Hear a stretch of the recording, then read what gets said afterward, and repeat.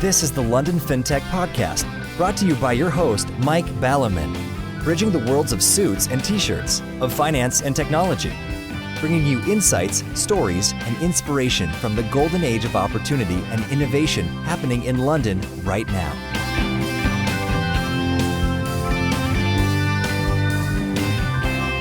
Hi, this is Mike Ballerman, and this is London Fintech Podcast, episode 50, and I'm delighted to welcome John Booth, co-founder of Midpoint, to dive into peer-to-peer FX. Midpoint was listed in 2013 on the Toronto Stock Exchange, but its roots go back as far as 1998. They describe themselves as the world's first authentic peer-to-peer international foreign currency and payments platform, and have a US patent on their deal matching process. They have won several awards for this, including being the best peer-to-peer currency matching platform in 2015. As this is episode 50, I thought it'd be important to dive into a topic for fintech, peer-to-peer. Does peer-to-peer really work? In insurance, as we discussed in episode 48, peer-to-peer insurance works in principle but isn't so readily apparent in practice due to the need to comply with insurance regulations once you start doing insurance. In peer-to-peer online lending and borrowing, we have all noted that institutional money is increasingly flowing in and it's less peer-to-peer, which leaves us with peer-to-peer FX. In FX, it's always been something of an insider's secret that the well-vaunted peer-to-peer FX model, beloved of unicorn valuations, is more talked about than done. In LFP050, Philippe Gellis, CEO of B2B Fintech FX players Cantox, spoke about how pure P2P in the Fintech FX markets rapidly became best execution and that P2P never really worked. Notwithstanding this, you do hear it mentioned a lot. The most well-known B2C FX firm is TransferWise. In a recent article, Nick England, a 15-year veteran of the FX markets, said that TransferWise was, quotes, smoke and mirrors, unquotes, and that their main innovation was around marketing. It was something of a surprise to social media fintechers that TransferWise, as far as I and others saw, chose not to reply to these claims. The online memo reached out to TransferWise to ask what percentage is peer-to-peer after all, how much of it is dealt inside and how much dealt outside, and they declined to reply. So, just like the banks, they do have something to hide. Another advertising slogan bites the dust. So for some time, I've been keeping my eye out for a firm that does P2P FX to come on the show and honestly and openly discuss the pros and cons of Fintech FX. There's plenty to talk about, so let's get on with the show and find out what is real and what is not. Hi John, thanks for joining me today. Good morning, Mike. Great to be here. So before we discuss the excitement and passion that is P2P FX, in your various incarnations, you've done a lot of stuff around the environment and saving this planet before it blows up. Well, my background is largely in capital markets and financial innovation. I thought financial innovation was a good way of destroying the planet, or maybe that's just the economy. I've endeavored throughout my career to try and use capital market solutions to solve environmental issues. So for many years I was involved as a fund manager where we were using sustainable timber and carbon optionality to create structured deals that investors could both get an increased yield on, but where we could take the proceeds and fund conservation projects. And the reason for that was we were looking for a non-philanthropic way of funding conservation, because conservation, as you know, doesn't have any advocates, unlike people. And sustainable timber is, I presume, a well-managed forest, unlike, say, the Amazon, where big companies go in there and strip it and ruin the jungle forever. It can be both, actually. Oh, you're allowed to strip it and ruin? No, you're not allowed to strip it, but one can do selective harvesting in particularly sensitive areas, provided that selective harvest is done for very, very sort of restricted species access and in a very environmentally sensitive way. But obviously, the former method is by far more preferred. And I have no feeling at all, although I suspect that I would despair at the answer. Do you have any idea of what percentage of, as it were, forests worldwide are sustainably farmed and what percentage are unsustainably farmed? I mean, every now and then in the corner of my eye I see something saying that, an entire Amazon rainforest has been sort of cut down last month, and before you know it there won't be a tree left. Or actually, are no stats really gathered? Well, I don't have an answer for that in terms of the specific number that's sustainably managed. I think it's an increasing number for sure as overall timber requirements are growing globally. The nexus of financial markets and these interesting concerns is a very interesting one in that it's very easy for finance to be very introspective, and finance becomes about finance, and finance becomes about making money out of finance, and then just ignores the exterior world. And certainly looking at how, as this is episode 50, how fintech has changed over the 50 episodes. In 2014, there was something of a crusading idea, especially around the peer-to-peer idea in lending and borrowing and in FX, which is that people could come together and in a better way, which improves society at the margin, make things happen. Sadly, as time goes by, it's just slipping into the old shareholder value is all we actually care about kind of stuff. And if we make money and we list ourselves, then, what do we really care? And we'll donate something to charity. I think there's definitely a 2 steps forward, 1 step back type of approach with a lot of these things, specifically around the environmental issues. The whole concept of trying to create a new economic model where we value ecosystem services more accurately requires government intervention, requires putting boundaries in place in order that markets could then be developed. If you look at SOX and NOx trading in the US and the cap and trade things that have been put in place for both that and for carbon subsequently, as well as for other emissions, they've been very successful in terms of reducing the overall amount of emissions in the ecologically sensitive areas and the ecologically affected areas where these things were put in place. So I think there is a role for government intervention, for government regulation, although I am by no means a sort of an advocate of big government generally. I do think in this one circumstance there is a role to be played. As pertains to peer-to-peer and the innovations which are coming in the financial services sphere, I think it's been 2 steps forward. We're now sort of seeing a little bit of a consolidation, finding that quite a few of the models that were pitched as legitimate peer-to-peer are being exposed as perhaps having less clothes than the emperor might have first thought. Inevitably, there's a consolidation which is happening as a result of that. However, I think there is definitely innovation that is transpiring, and I'm looking forward to the next 2 steps forward before we take another step back. Yes, I think I'm a bit more pessimistic than you. I think that it's just becoming sort of pure money making. I mean, I can think of some examples of firms that are trying to do a wider thing, but there aren't that many. And I think just wrapping up on this point, and it does apply to markets. I was listening in Parliament recently. There's a very interesting group called New City Agenda, which is formed by 3 cross-party people looking at how we might change finance. John Kay, the senior editor of the FT, amongst other things, was emphasising the fact that all markets exist in a social context. And this was something that was sort of slightly missed in the 1980s when everybody wanted to liberalise markets, which has had a lot of benefits. But every market exists in a context. The beer market exists in a context. Carbon dioxide exists in a context. Forest exists in a context. Sure. And how that context is set is a bit like drawing lines around the pitch and rules for the game. Once you've done that, you get a sort of certain set of activities. So the rule drawing up is very important.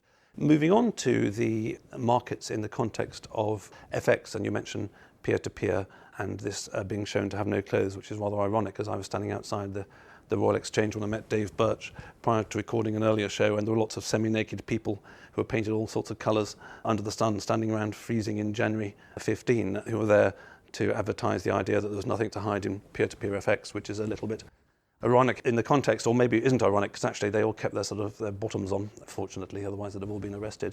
So moving on to peer-to-peer FX.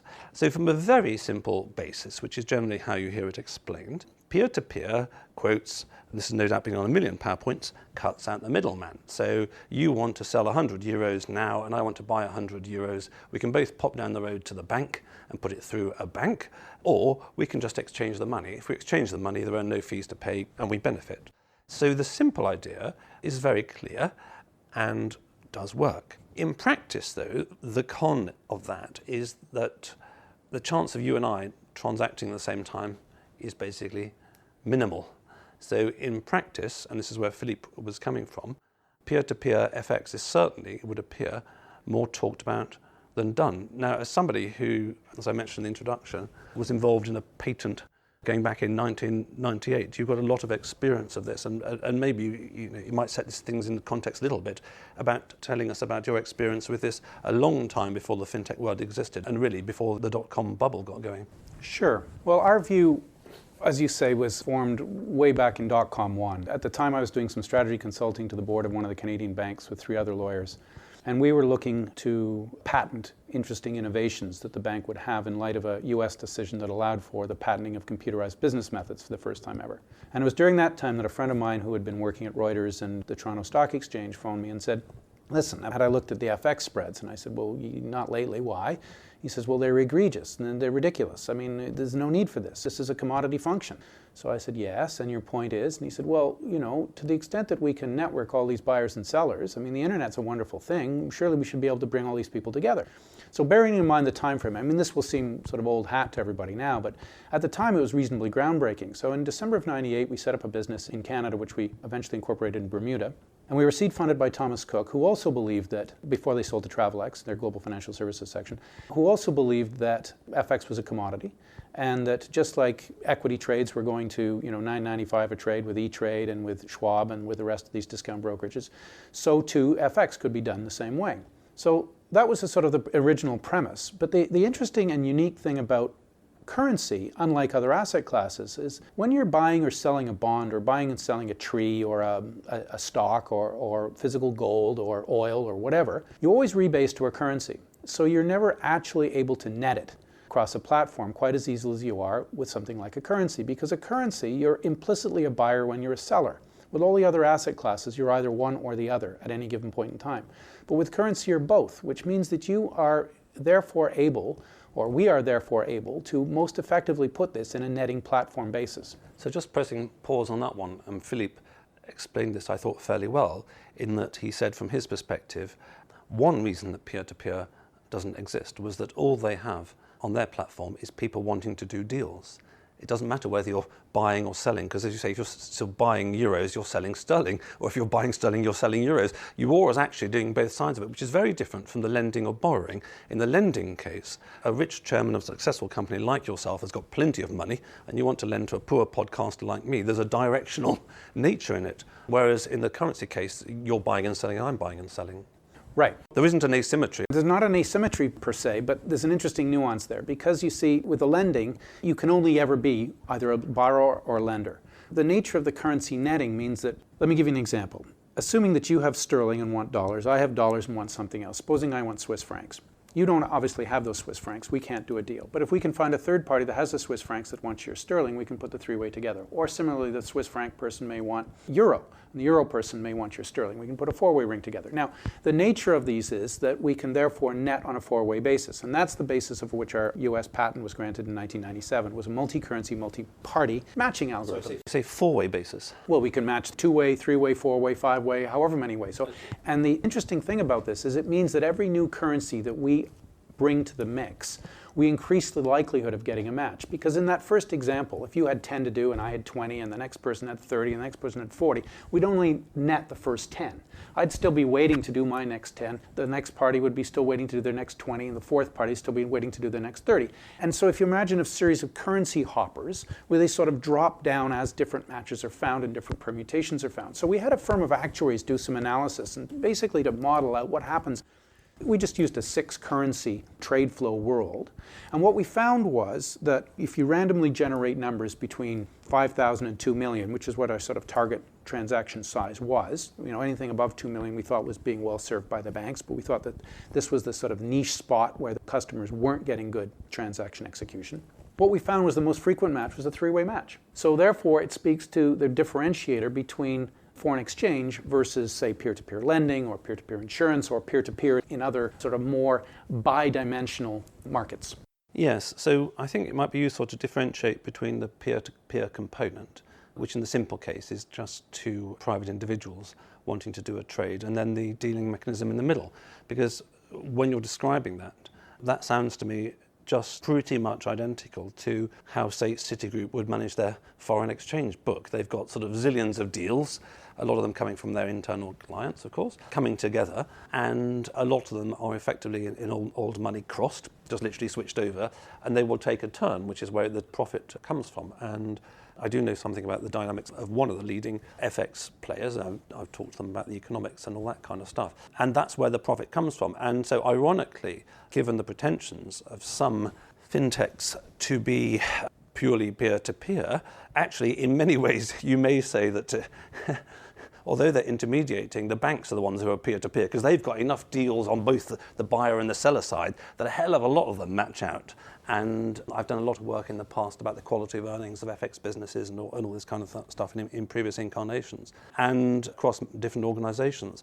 And surprise, surprise, the ones who generate the best quality of trading profits over time are those that have got a strong deal flow on both sides, which sounds completely obvious, but actually inside banks, the dialogue is always around star trader X and star trader Y and all this kind of stuff. Well, I think it's very interesting that you draw the analogy of a bank. The way in which we would differentiate ourselves is that the banks actually are the principal in most of those trades. And we are not a principal. We're simply providing an ECN. We're providing an access to a platform where people are able to be netted themselves. Whereas in the bank system, you're absolutely right, from a peer-to-peer standpoint, perhaps a bit of a misnomer in terms of nomenclature, but they are sitting in the middle. So they're managing a book on a regular basis. They're taking a principal position. They're laying off their risk on a regular basis to different retail punters. And as a result of that, they are able to make profits and not only take the spread, but also take a trading position. We don't take any trading positions. We don't take a principal position at all. Yes, you're a much more marketplace model, yes. It's exactly what we are. And as a result of that, we're zero weighted for capital adequacy purposes. We're completely transparent, which the regulators and the customers like. We're fully auditable. It's a very different model than a bank where it basically runs an opacity and, depending on what their view of a particular currency pair may be, or their risk weighting in terms of how they would like to see their books stacked in terms of being long or short particular currencies. Yes, I can see that, and that's absolutely true. Finishing off on the story then of .com 1, and you actually, without realizing it because the language didn't exist at the time, in 1998 you probably created the world's first FX fintech. So what happened between then and now? Well, 1998 was when we sort of had the original genesis in terms of the thinking of it. It took us a little while to actually figure out how we were going to affect the payments, and we filed a patent around that as well, although we did not pursue that one eventually. But it wasn't until 2001 that we'd raised the sufficient funding that we'd actually built the model and that we were live between Toronto and Washington on Canada-US currency pair. Now at that point it was only on a currency pair basis. We hadn't actually lit up the system for a third pair, but the system was built for that. Unfortunately, NASDAQ crash and .com crash being what it was, we were just not able to secure the funding. And we talked to various venture capital firms at the time, but they were much more interested in doing their follow-on funding for existing disasters they already had, and or just sort of shepherding those ones that they thought would succeed. They were not making new bets. So then, like Sleeping Beauty, you fell asleep and the thorns grew over you, and then one day sort of a prince came along and kissed you, and you awoke again. Sadly, a little more convoluted than that, because what happened was when we first went live, we were very well thought of by certain clients that we had in Toronto in particular. And so they, after a while, when we had to shut down, said to us, well, we don't really care if we take principal risk, so why don't you just move your model? You sit in the middle, you be the principal, and off we'll go again, which is in fact what several of the more recent peer-to-peer models would seem to do, some of our venture-backed competitors. And so we did that, and we were just getting ready to go live again, and we had the customers lined up, and we told the banks that where we had the accounts that in fact we'd retooled the software, and whatever, this was 2002, and that we were ready to go. And the bank said, oh, thank you so much. It's so very kind of you to let us know, but actually just today we've completed an internal review and we've decided we're overexposed to the FX space.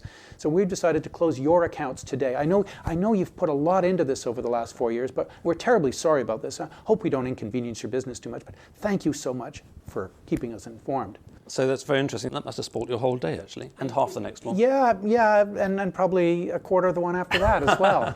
So it's interesting. So doing these dozens and dozens of podcasts, I pieced together sort of tiny little bits more of the full story, which I don't think has ever been told. But there are many things which have sort of flowed together, which have enabled the fintech revolution. And one of which is, frankly, the whole banking system getting a kick in the nuts in 2008. And therefore, for some time, not having the strength to crush all opposition, which it pretty much had been doing for most of my lifetime in finance. I think that's absolutely right. I think there's a series of confluence factors here which have all come together. The first is the fact that the internet has become ubiquitous.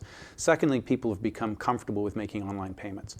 Third, there is increased need for transparency being driven by regulators. and also being driven by clients. And the internet is the perfect facilitator for that.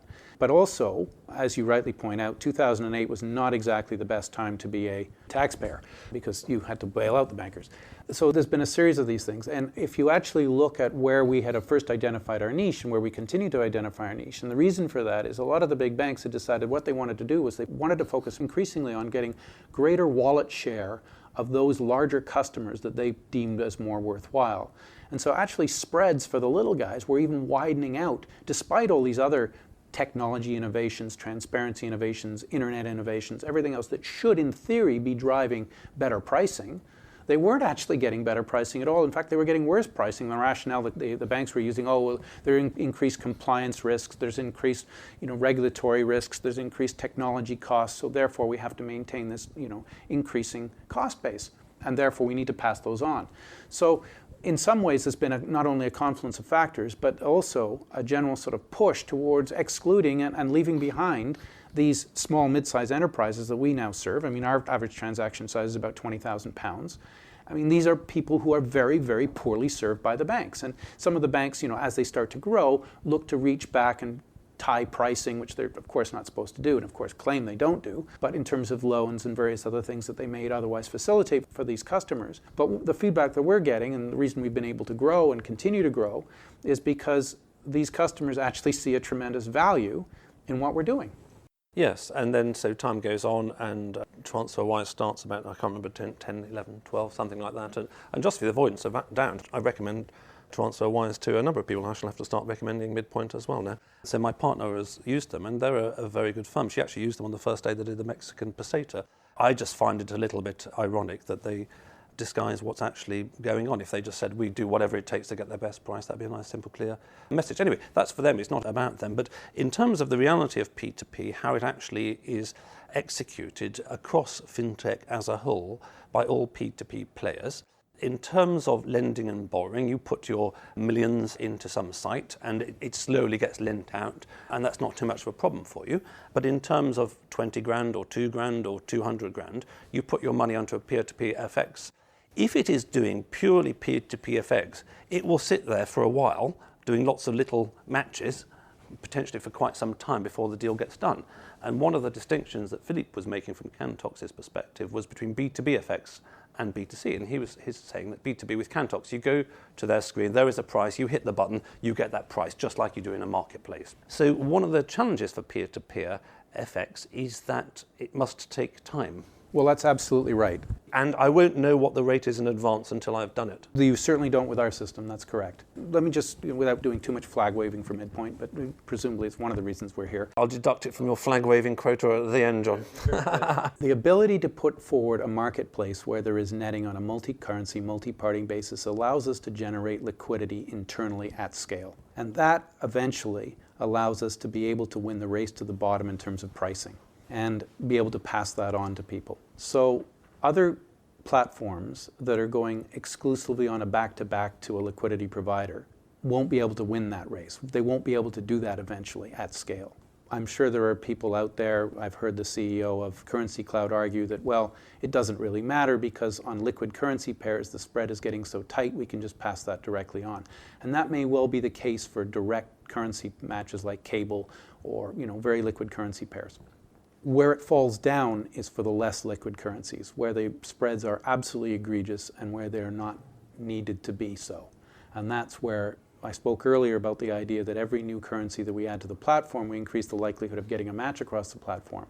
So that is basically where, over time, we will see our greatest growth, we believe.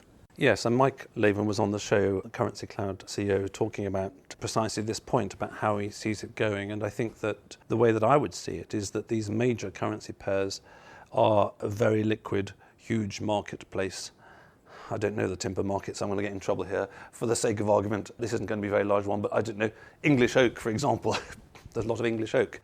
But if you want to build your table out of, I don't know, some rare form of ash, it's a very different marketplace, as you say. And my understanding, My clear understanding of how P2P FXs work at the moment is that they do some matching, but that where necessary, they will hit the marketplace. And if Currency Cloud is offering you a very good price through to HSBC on the other side or whatever, then you or any of the others would be crazy not to hit it. And that, as you say, over time, and this has always been the argument, over time, the network effect will mean that more matching will take place. However, on that, and it's one thing that I haven't seen discussed, and again, people tell me how it works off the record, but that's off the record, you've still got the timing issue, which is that somebody comes along into one of the silos, as you call it, at 10 a.m., and someone else comes along at 4 p.m.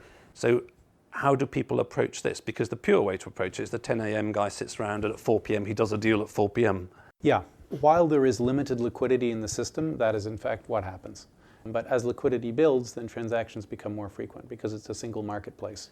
And the other point around transparency on B2C, P2P FX, which I've never really seen emphasized, is that firms are not so clear on the rates. So, for example, going back to my partner's example, and it doesn't matter which firm she's done it with, she's done a B2C transaction between sterling and the Mexican potato.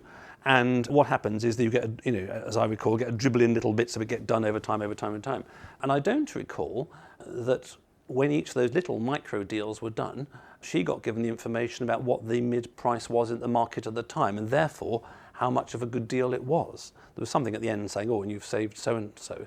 But transparency can be quite tricky. I mean, if I do a deal and I get sort of 100 micro trades back, it's going to take me a long time with a spreadsheet trying to find out what the rate was at 16, 14, 13 seconds. Right. Okay. So not disagreeing with any of that, but I like the use of the word but at this point. I don't disagree with the word you said, but. I don't.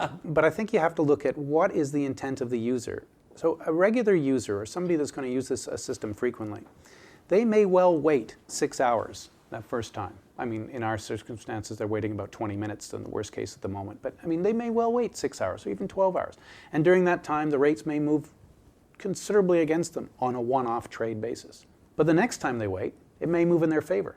And the next time they mate, after that, it might move in their favor. So the more trades they do, the greater the averaging effect of that waiting period becomes. And therefore, the less the individual fluctuation of a single trade matters. And what happens is you're basically getting closer and closer to the midpoint all the time in terms of that averaging thing. So then you have to calculate, on top of that, what the actual rate is, what are my fees, and to the extent that we offer a spread compression model, as in a system access fee versus what the banks may otherwise charge you by way of a spread, but I mean economically it's a fee. That fee represents savings on an average basis over multiple trades. So you will get an averaging of the rates towards the midpoint the more frequently you use the system, and you will get the spread compression in terms of the fees. And taking this example of 10 a.m. and 4 p.m., let's say they perfectly match, they're both in £20,000. Right. What rate do you do the trade at 4 p.m.? We pull the interbank market rate at that point in time from an external rate feed. So we're not price makers, we're price takers. And that, like I said earlier, is fully transparent and audible. And then in terms of this fact that deals will actually generally be sliced into smaller transactions, I don't know what the practice is around the marketplace, but I mean, you might as well tell me yours.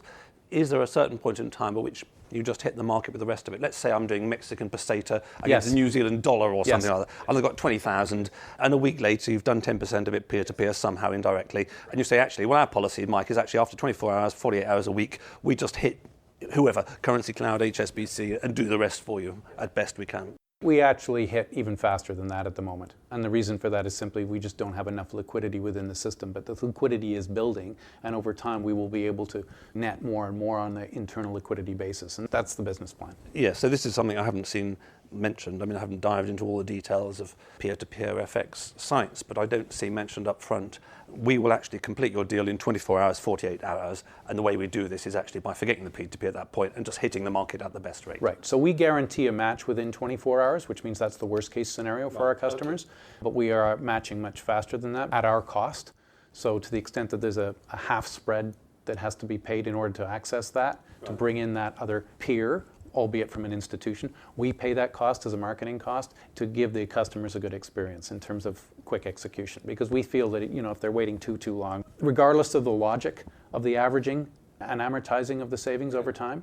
People like to see speed. Like to see the deal done. No, it's interesting because I think about a year ago I was saying on the podcast that I didn't like Funding Circle's marketplace model because it could take a week or 10 days to get some deal done and find the right price, and the price could leap by 2% on the last day and all that kind of stuff.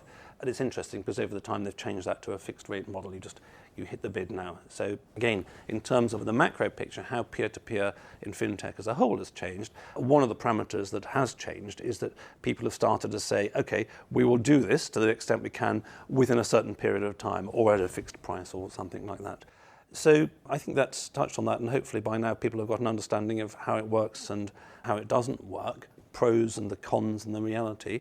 You've mentioned Midpoint's strength once or twice so far.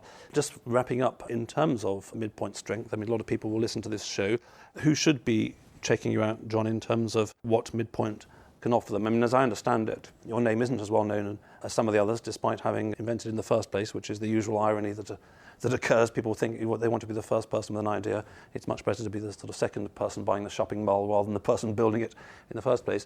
But as I understand, your focus has been less the kind of getting out there and spending lots on PR and marketing, and more actually on sort of building a very strong platform. You've been building sort of deep roots and actually without so many flowers at the top, as opposed to perhaps the opposite approach. I think that's right. There's an expression in Canada, pioneers get the arrows, settlers get the land. And we sure got a lot of arrows. But also, one of the approaches that we've taken is to, particularly as a listed company, is to always try and think about ourselves as owners of the equity. And to the extent that one wants to go out and spend a lot of money on marketing indiscriminately, I'm not suggesting that other companies might have done that, but they might have. Until you can quantify exactly what your customer acquisition cost is on each particular channel and know on a very, very precise basis how best to deploy that marketing spend, we thought it best to invest more on the technology side to make sure that the systems were robust and scalable, because we also saw that an awful lot of information was going to be made available to us as a result of what our competitors were doing without us having to actually spend for that learning. So we've always tried to assiduously avoid dilution for our shareholders. If we were to go out and raise a lot of money, the challenge, being public is a sort of a double-edged sword, because on the one side it gives us the ability to use our equity as currency, but on the other side of the coin it means that we're completely transparent and people can see us. To the extent that we fail in real time. To the extent that we succeed in real time. And you have to, coming back to one of the angles of interest, as well as your long history of this, you have to tell the truth. You can't be a listed company and spin and hide the fact that you're making huge losses and the business model or something like that. Correct. And also, as a result of being public, we put out these quarterlies. We're audited, and our competitors are able to learn from us as well. So we want to be very careful in terms of how we dilute shareholder value to get the necessary marketing dollars to scale the business. Because the business is scaling organically, albeit gradually. Yes, a bit like the podcast, really, although I'm not public yet. And in terms of volumes, I mean, you guys are into 9 figures now. You've done over £100 million, so it's not like it's just a small deal. In FX, it's a drop in the ocean, but still, £100 million is probably more than most listeners are going to want to trade in toto. Right. And each quarter is an improvement over the previous quarter, which is a good thing. So we're not quite yet break even on a cash basis, but we're not that far off. And the other thing that we've been able to do is, in terms of building the netting platform, we've been able to build it in such a way that we've been able to create a white label product. And some of those white label sales take a little bit longer than might otherwise be ideal. But to the extent that we're able to consummate some of those in the near future, then those would produce almost instantaneous scaling effects, which will all plug into the overall netting engine. And without getting into a whole other world, so is that basically as an API that people can use on their website? For example, London Fintech Podcast could use your API and stick it in there and do FX things and brand it as London Fintech Podcasts. Yeah. FX. That's certainly part of the future plans. I mean, we've already done an integration with Xero, which is a large cloud-based accounting platform. People can make payments using a Pay Now button on that, using the Midpoint system. So one Xero customer can pay another Xero customer using our platform. And that would be one example of how this white labeling would work.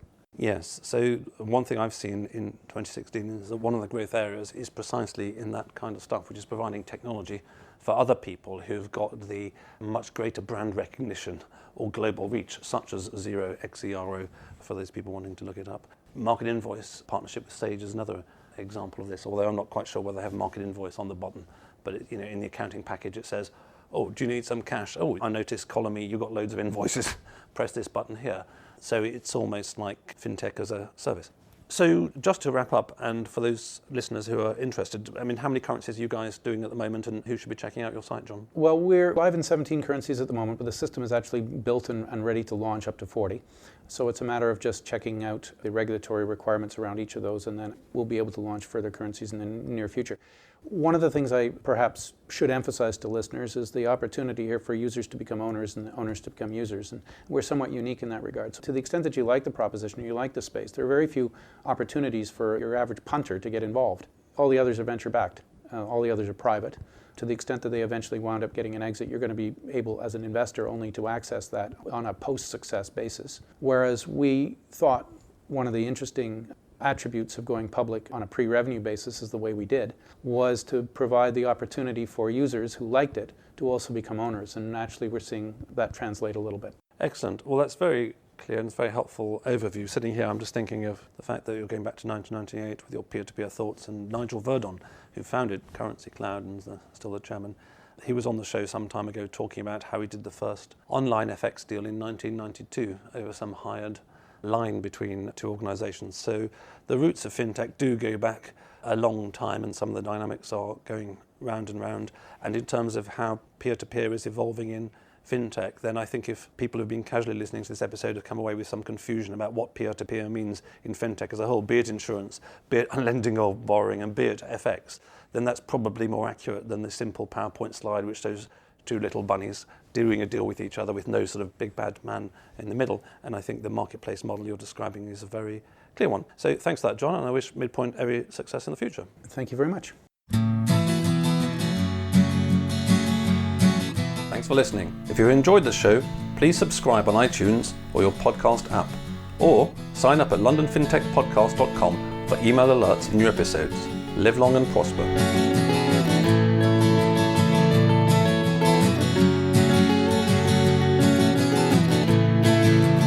We could sit in a bender all day, watching the firelight dance, watching the firelight dance.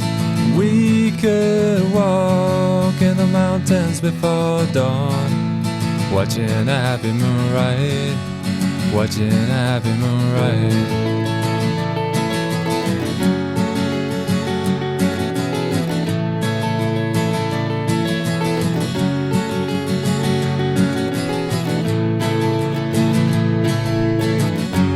Come away from the city, with the tarmac so dead and the people so sad. Come away from the city, with the faces so grey, with the pain of the everyday.